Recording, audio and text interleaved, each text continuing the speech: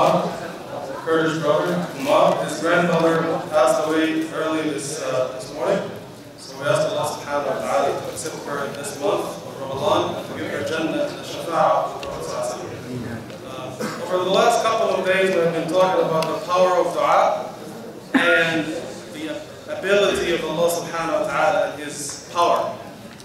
We mentioned that in the ayat that talk about Ramadan in Surah Al-Baqarah, Allah subhanahu wa ta'ala puts in the middle this verse about dua. وَإِذَا سَأَلَكَ عِبَادِي عَنِّي فَإِنِّي قَرِيبٌ أُجِيبُ دَعْوَةَ الدَّاعِ إِذَا دَعَانِ. When my servants ask you, Muhammad sallallahu alaihi wasallam, about me, I'm truly near. I answer the dua, or I respond to the dua of whoever prays to me. So let them pray to me and obey me, so they will be rightly guided. So today, inshallah, we'll focus a little bit on this ayah that talks about dua. We'll continue this discussion. And we mentioned that Allah subhanahu wa ta'ala puts this ayah about dua in the ayat, inside the ayat that talk about Ramadan before and after, to show us that dua in Ramadan is very powerful and it is very important and it is very beloved to Allah subhanahu wa ta'ala.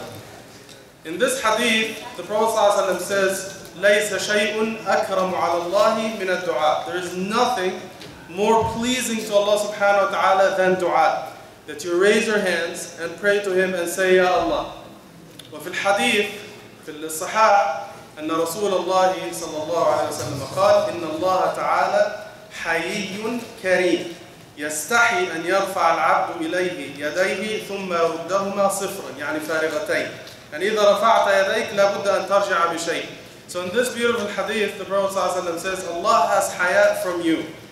Whenever you raise your hands asking for something, your hands never come back empty. You have to come back with something because Allah has hayat.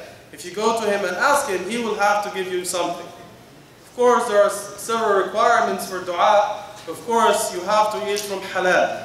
كان سعد بن أبي وقاص رضي الله عنه مستجاب الدعاء لأنه كان يأكل من الحلال. سعد بن أبي وقاص رضي الله عنه, whenever he made dua to Allah, he always accepted his dua. Why? He said, because I always ate halal. This is why Allah accepted my dua.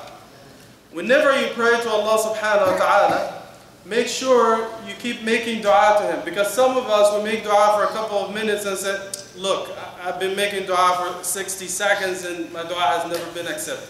No. Allah subhanahu wa ta'ala يقبل الدعاء ما لم يعجل أحدكم. Allah will accept your dua as long as you are consistent. You keep asking Him. But if you get tired, or if you say, okay, I prayed, but Allah has never accepted my dua, then maybe Allah will not accept your dua. Rasulullah sallallahu alaihi wasallam says, "Is'alu Allah wa antum muqinuna bil ijaba." When you make dua to Allah, put in your heart and in your mind that Allah will accept your dua. If this is what you have in your heart, then Allah subhanahu wa ta'ala is better than your expectations. But you make dua and say, well, maybe Allah will not answer my dua, He will not answer your dua. Because whatever you think of Allah, He is better than that.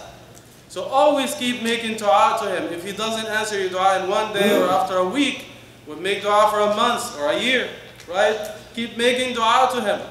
And I mentioned in one khutbah, this is something we need to learn from little kids. If they want something from you, candy or a lollipop or something, they bug you, right? Daddy, daddy, the whole day. Mommy, you can't sleep, you can't pray, you can't eat, right? Even in the washroom, they are after you. You open the fridge, they pop out of the, they bug you. So eventually you have to give it to them just, to satisfy them. وَلِلَّهِ الْمَثَلُ الْأَعْلَى. If you want something from Allah, you have to keep asking. You have to keep asking Allah subhanahu wa ta'ala. Eventually, He will give you whatever you're asking for if it is the best thing for you. I'm going to conclude with a special story about dua in Ramadan. And I'm not sure if you heard this story before. I know this brother from Egypt, and English was his weakness, right? He graduated from high school, and he spoke English with an accent, a heavy accent like most Egyptians, right? Do we have Egyptians here? Okay. They speak English, okay. Egyptians are good, okay? Egyptians are good. Okay. Egyptians are okay. So, in high school, because they were teaching them horrible English in high school, they were not taught by experts or anything, so their English was very bad. Heavy accent, right? So I'm going to give you a couple of examples of the words they studied in high school. It's too much, it's It's too much? Stomach. It's too much. This is how they studied the word. Deliquous, if you know the word delicious, exactly. So this is how they were taught. He made it to college. English was his weakness, right? And his friends, they used to make fun of him. The teachers used to ask him to keep quiet because his English was horrible. So this brother, it was Ramadan, and he decided to do something about his English because it was terrible. So he decided to talk to someone, one of the top of the students in the class, so he can learn from them, to do conversation with them, so he can pick up some English and learn from them. So that other brother, Muhammad, told him, well, your English is so bad, if I speak with you in English, you're going to spoil my English, right? So how horrible his English was, right?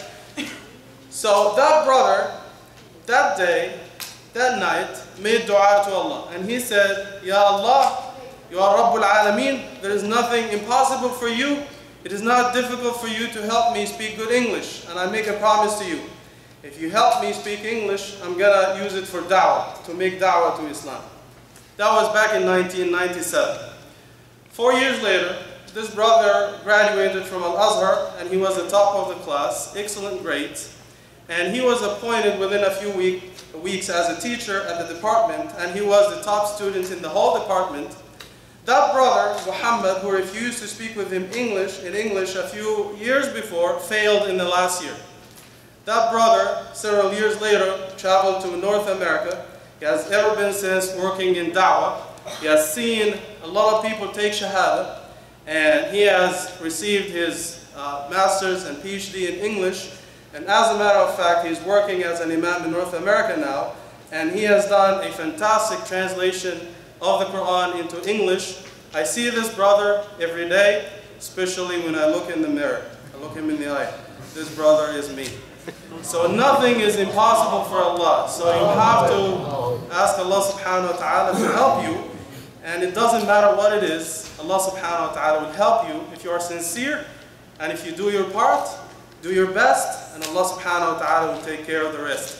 We ask Allah subhanahu wa ta'ala to help us make dua to Him, and ask Allah subhanahu wa ta'ala to give us the best in this life and the best in the life to come.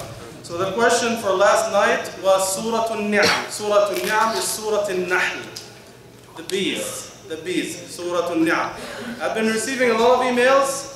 Most of them are correct, especially by sisters. Very few brothers sent the answer, especially Fahim Khan. But inshallah, hopefully he will win this week, okay? But the winner today is Sister Batul Tantawi. Oh, no way. Sorry, Fahim. Sorry. One day, inshallah. I'll make dua. Okay, make dua. Sister Batul Tantawi. So, I'm going to give the prize to her father, inshallah. The question for tonight, Allah subhanahu wa ta'ala mentions At-Tawrat في التوراة والإنجيل والقرآن. Torah, Injil, and Quran are mentioned in one sentence in only one ayah in the Quran. If you know this ayah, which surah, email me before tomorrow at info@mustafakhattab.org.